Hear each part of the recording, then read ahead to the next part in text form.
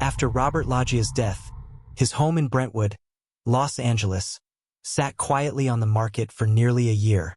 It was a low-slung Mediterranean-style villa, built in the 1930s, with aged terracotta roofing and ivy creeping along its sun-bleached walls.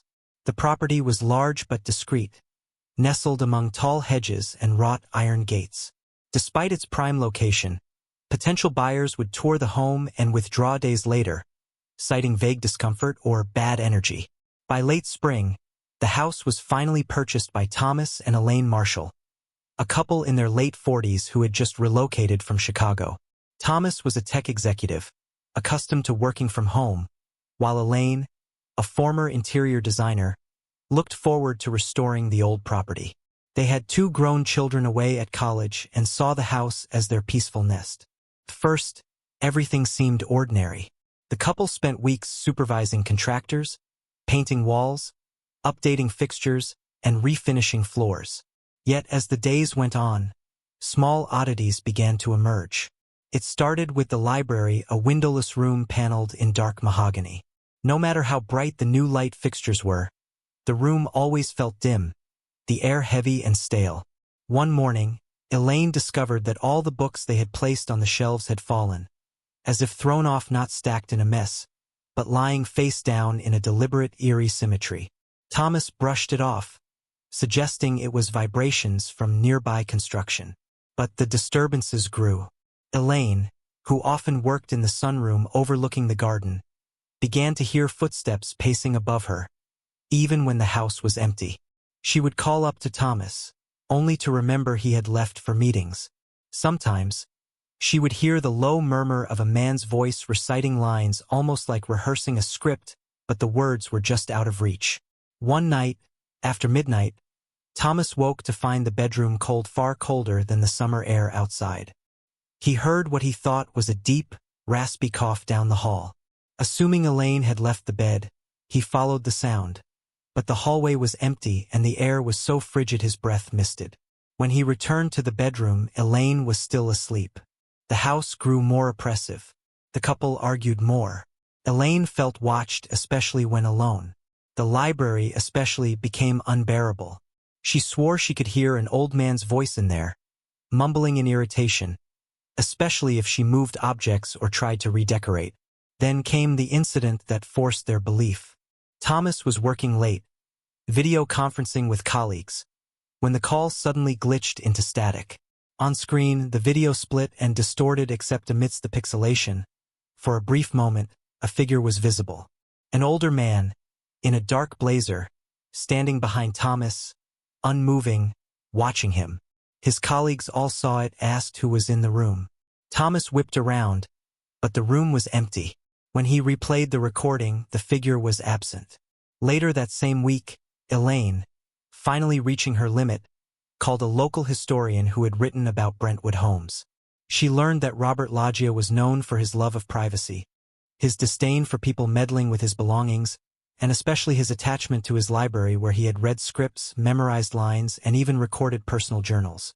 She brought in a spiritual medium, who immediately felt an indignant male presence in the house, centered in the library. The medium described the spirit as restless, deeply tied to his career, unwilling to accept that his private space was now disturbed. On advice, the Marshalls restored the library to its original state, replacing furniture as it had been in Loggia's time. They even hung a framed portrait of him in the room, a gesture of respect. Since then, the disturbances lessened. The footsteps became rare, the cold spots faded. But the Marshalls still claim that whenever the TV plays an old Loggia film, especially Scarface or Big, the air feels heavier, and sometimes, the faint scent of cigar smoke lingers in the room. They've stayed in the house, claiming it's peaceful now as long as the library is left just as it was. Elaine still refuses to enter it alone. And Thomas, though skeptical, admits that some nights, when the house is quiet, he can hear the soft turning of pages behind the library door. The days passed with an uneasy calm, but beneath the surface of their daily routine, an intangible pressure seemed to linger like the house itself was holding its breath. Elaine spent more time in the garden, seeking the sunlight, sitting for hours on the stone bench beneath the bougainvillea that grew wild and dense along the back wall. She would trace the lines of ivy up the side of the villa, watching as the leaves pressed against the second-floor windows, as though the vines themselves were reaching inward, clawing toward the dark spaces inside. The house, though handsome with its arched windows and ochre walls, seemed to recede into shadow earlier than it should, the stucco exterior taking on a dullness that resisted the California sun. There was one window in particular, small, square, and slightly warped, that belonged to the library. From the garden path, Elaine noticed that this window never reflected the sky, no matter the time of day. It remained matte, like the surface of old glass fogged by breath, yet no condensation gathered on its panes. She avoided looking too long, feeling foolish yet unsettled by the window's persistent dimness. Thomas, for his part, had begun working out of the den on the other side of the house. Though he refused to voice it plainly, something about the library's proximity to his old study made him restless. He kept the door to the library closed at all times. Yet, even behind the heavy oak door, the atmosphere of that room seemed to bleed into the walls. It was late one evening, long past midnight, when Thomas heard the creak of the floorboards above him. At first he thought it was Elaine, perhaps wandering to the bathroom, but the footsteps were steady, too purposeful, pacing, not wandering, back and forth, then stopping. He climbed the stairs quietly, the old staircase groaning under his weight. At the landing, the air was heavy with the musk of stale tobacco, though neither of them smoked. He stared at the closed library door. A faint glow came from under the threshold, not the bright white of modern LEDs, but a weak orange hue, like an old lamp dimmed almost to embers. Thomas stood there, staring at the light, trying to rationalize it. He reached for the doorknob, but it felt cold, unnaturally cold, as though the brass had been sitting in ice water. His hand lingered for a moment before he forced himself to turn it. The door opened with a soft groan, and the smell of cigars hit him, thick and sharp. The library was dark except for the dim halo of an old banker's lamp that rested on the desk in the corner, the one they hadn't replaced but merely cleaned. He stepped inside. The air seemed denser here, heavier in his lungs. The books lined the walls again, neatly, the spines in perfect alignment, though neither of them had touched them since they'd fallen weeks ago. His eyes darted around the room, the wingback chair near the hearth, the small bar cart with its crystal decanters, the Persian rug slightly off-kilter near the fireplace. Then his eyes caught movement, not overt, not like a figure crossing the room, but rather a subtle shift, like the play of shadow along the wall opposite the desk. The darkness there was thicker, as if a corner of the room had absorbed more than its share of night. He stepped back, the floor groaning beneath him. Then he heard it, a voice, low, husky, slurred slightly as though the words were being recited with irritation. He couldn't make out what was said, but the tone was unmistakable. A man, rehearsing, repeating a line under his breath, as though trying to grasp it. Thomas turned, his heart thudding, and closed the door quickly. As soon as the latch clicked, the light beneath the door extinguished, and the footsteps resumed paced, deliberate, unhurried. The following morning, Elaine found Thomas already awake, sitting at the kitchen table, eyes bloodshot, hands wrapped around a coffee mug he hadn't touched. She didn't need to ask. She knew he'd gone into the library. "I think he's still in there," Thomas said quietly, as if speaking the words too loudly might summon the presence. "And I don't think he likes us pretending the room's ours." Elaine just stared at him, her lips thin and pale. She confessed that for weeks she had been hearing a scratching sound behind the walls, as though nails, long, impatient, human nails, were being dragged across the wooden slats. She hadn't wanted to say anything. She thought it was in her head. Neither of them admitted it aloud, but they both began to avoid the second floor entirely, taking to sleeping in the guest bedroom downstairs. The upstairs remained dark, its curtains drawn, the air still and unmoving like in a tomb. But the house didn't let them forget. Late at night, the same cough, deep, gravelly, worn from decades of smoke, echoed faintly through the vents. The sound of a glass being set down on wood, pages turning, and sometimes, If the house was especially quiet, they heard the sound of a chair being dragged, just slightly across the floor. They lived like that, careful, deferential, until the day Elaine found a book lying on the first step of the staircase. A single volume from the library, old, its spine cracked and faded. She opened it, and inside, on the first page, was a faint indentation of handwriting, as if someone had pressed hard with a pen, though no ink remained. She couldn't decipher it fully, but one word stood out, imprinted deeper than the rest, just legible beneath the ghost of the script. Mine. Elaine stood on the staircase, the old book open in her trembling hands. Morning light pushed weakly through the sheer curtains of the foyer, but the house felt darker than the hour suggested. She traced the indentation of the word mine with the tip of her finger, feeling the slight depression in the paper, almost like a scar left behind. She wanted to call for Thomas, but some primitive instinct held her quiet, as if raising her voice might wake the very thing that had left the book there. Instead, she carried it silently into the kitchen. She placed it on the table where Thomas had left his untouched coffee. The house was unusually silent. No birdsong came from the garden, no distant hum of traffic from the roads beyond the hedges.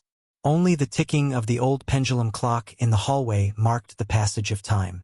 When Thomas emerged, hair disheveled, his face drawn with the weight of another restless night, he noticed the book immediately. Without a word, he pulled out the chair across from Elaine and sat down, staring at the cracked leather cover. "Where was it?" he finally asked. "On the stairs, like it was waiting." He nodded, his jaw clenched. He didn't want to open it, but he did. Slowly, the pages, yellowed and delicate, carried a faint scent of dust and cigar smoke. Most of the book was filled with dense, unreadable script, old plays or poetry perhaps, but neither of them could identify the text. Toward the back, where the binding had weakened, there were scribbled notes in the margins. Short phrases, half-thoughts. Many were crossed out in frustrated strokes. And on one page, faint but visible, was the same word written twice. "Mine, mine." Thomas closed the book, exhaling sharply. "I think we should leave this house, Elaine." She looked at him, searching his face, his sincerity. She had wanted to hear those words from him for weeks. But as she opened her mouth to agree, something changed in the air. A coldness, not a breeze. Not moving air, but the sensation of being submerged in water.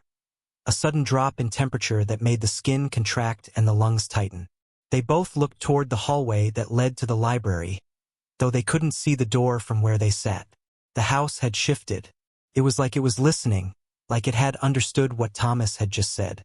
Then came a sound barely audible but distinct.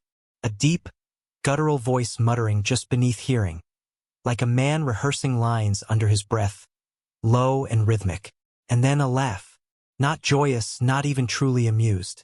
It was rough, bitter. A chuckle that sounded more like it was born of condescension than humor. Thomas stood up abruptly, the chair screeching backward.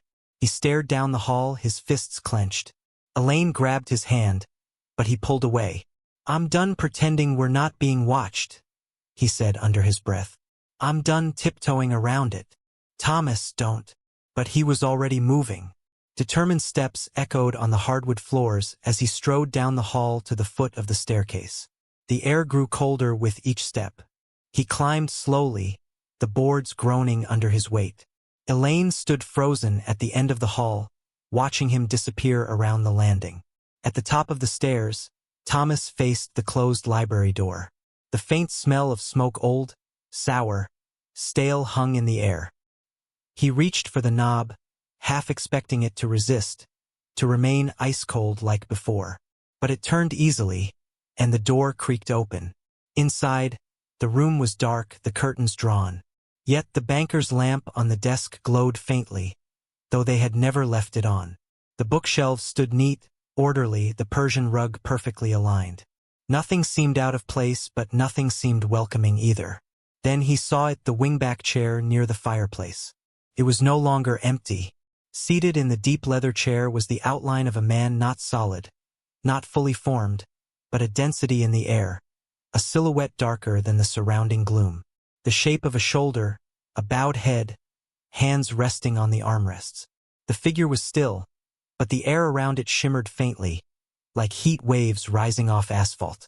Thomas stood frozen, breath caught in his throat. His mind raced to rationalize, to dismiss, but his body knew better. Every instinct screamed that something unnatural sat there, watching him with unseen eyes. Then the figure stirred.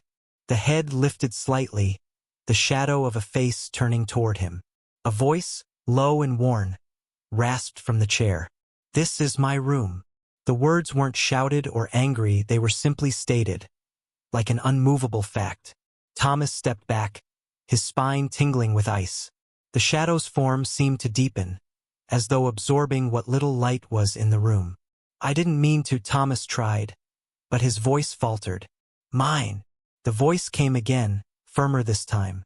And then the light of the banker's lamp flickered violently and went out. The room was swallowed in darkness. Thomas stumbled backward, his foot catching the edge of the rug, sending him sprawling into the hallway just as the door slammed shut by itself, the sound reverberating like a gunshot through the house. Elaine cried out from downstairs, her voice distant, afraid. Thomas lay there, panting, staring at the closed door. Behind it, he could hear the unmistakable sound of pages turning deliberate, slow, as though the presence inside had resumed its reading, and the faintest hoarse whisper that sent chills through his bones. "Leave it as it was." Thomas didn't answer Elaine's call from below. He sat there on the landing, staring at the closed library door, his back pressed against the wall, sweat cooling on his neck. His hands trembled uncontrollably, his heart thudding so hard he thought it might echo through the floorboards. He couldn't move, not immediately. Some primal part of him feared that if he stood, if he moved even an inch, the door might open again, and that shadowed form might emerge fully, plainly, irrevocably real.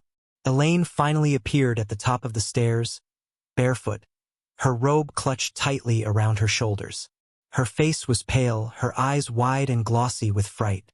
She knelt beside him without a word, gripping his arm, feeling the tremors running through him. "What did you see?" she whispered, though a part of her didn't want to know.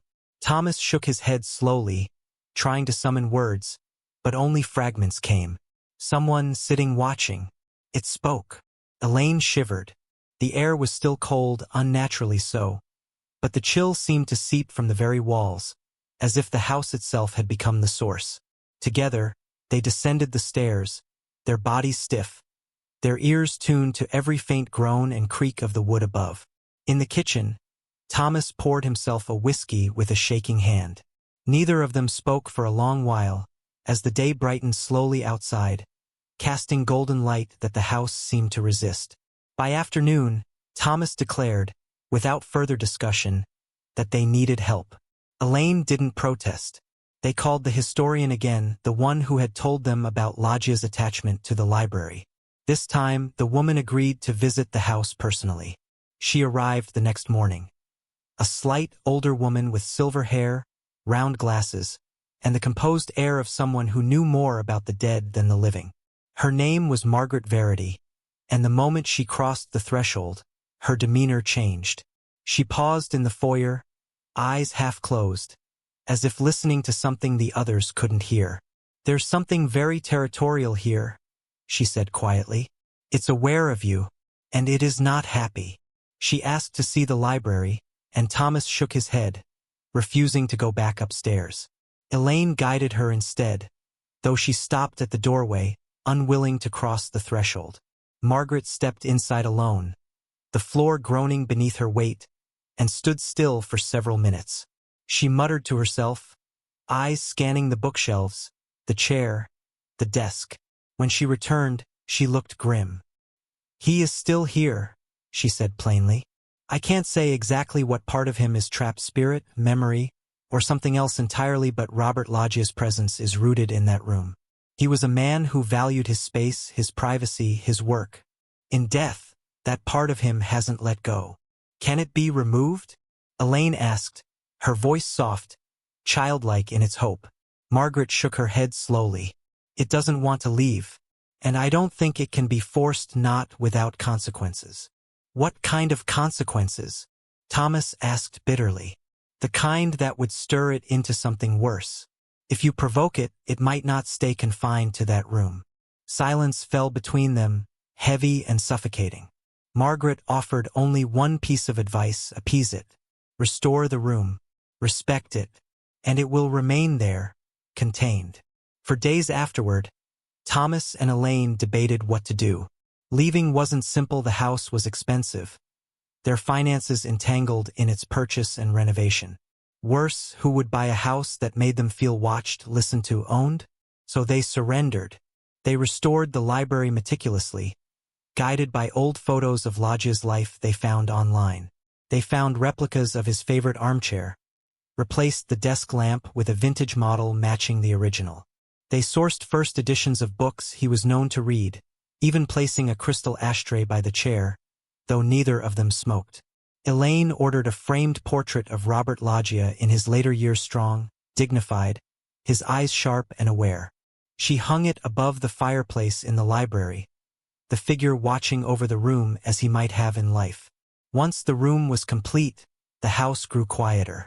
The footsteps ceased. The cough vanished from the vents. The oppressive cold lifted from the air. They kept the library door shut, and neither of them entered. Even the cleaners were instructed to stay away from it. Months passed. The garden bloomed again, and the house, from the outside, seemed warm, inviting even. But there were unspoken rules that they obeyed strictly. Every week, on Sunday mornings, they left the library door slightly ajar, just wide enough to let in light. On the small side table by the chair, they placed a glass of scotch, not for themselves, but as a courtesy. Neither of them spoke of why they did it, but they noticed that whenever they forgot, the house reminded them through a shadow that crossed the landing upstairs. A faint cough in the middle of the night, or the distant sound of a glass being set down on wood. Neighbors sometimes asked why they kept that part of the house closed off, why the upstairs windows of that room remained dark even on sunny days. Thomas always replied the same way, with a weary half-smile.